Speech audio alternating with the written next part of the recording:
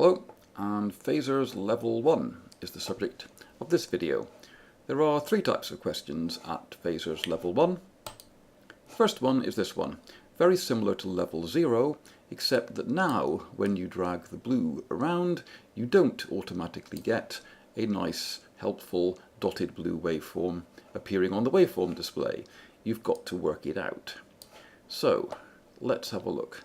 Well, here the blue is ahead, it's leading the green. The maximum of the blue happens before the closest maximum of the green. And that means that the green phasor is going to be anti-clockwise of the green one, before in time. How much anti-clockwise? Well, looking at the display, it's something like this. Try and quickly sketch it. Right, this is the green, this is the blue, despite the colours of the ink. What is the phase between the blue and the green? Well, we can estimate that by looking at the maximums or the zero crossings. I'll do the maximums. Here we've got the maximum of the blue, here is the maximum of the green.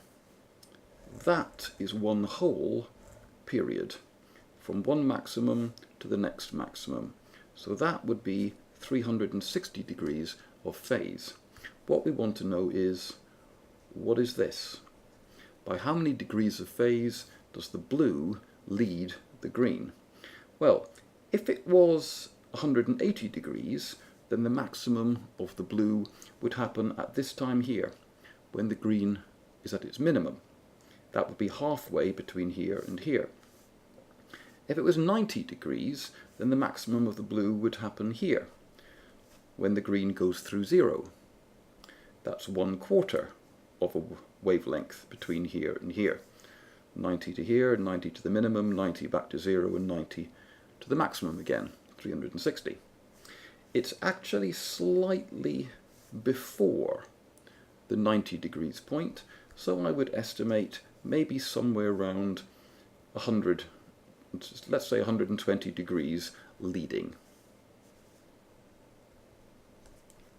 Right, back to the display here. The blue circle is 120 degrees leading, so it's anti-clockwise, back up this way, which means it's going to be somewhere along here.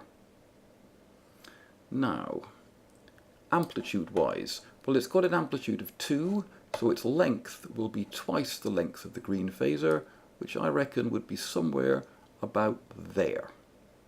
Let's try that. Yep, close enough. It puts the exact answer in blue. You'll see I got the phase pretty much spot on, the amplitude a bit low, but close enough to get the right answer. See if we can find a different one. Ah, it's a different one. Right, here we've got a question where we're being asked, what is the blue waveform plus the red waveform?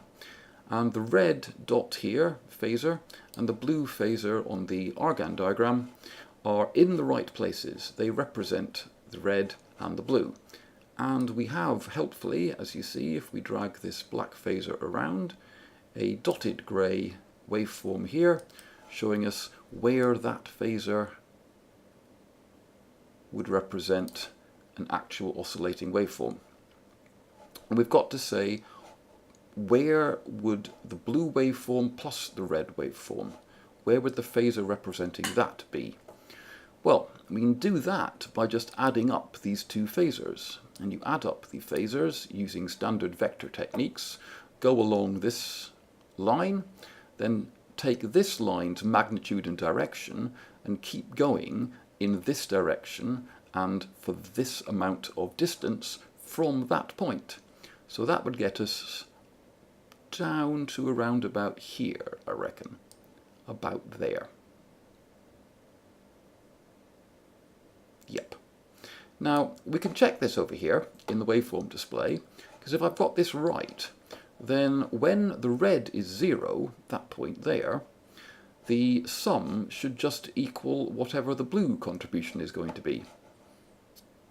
Not quite, I might move it a bit. And when the blue is 0, the sum should just equal what the red contribution. So it should go through the red line when the blue is 0 and go through the blue line when the red is 0. It's pretty close to doing that, so I'll say, yep, that's my best guess. And it's good enough. As you can see, pretty close to the actual real answer. The other type of problem you get at level 1 is this one. It's another multiple choice, but this time there are 5 options to pick from, not just 4.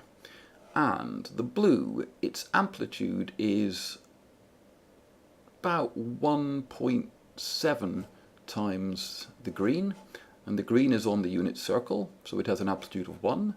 So this blue one has an amplitude of about 1.7, and its phase is lagging the green. It's coming to its maximum after the nearest maximum of the green by about maybe 45 degrees or so.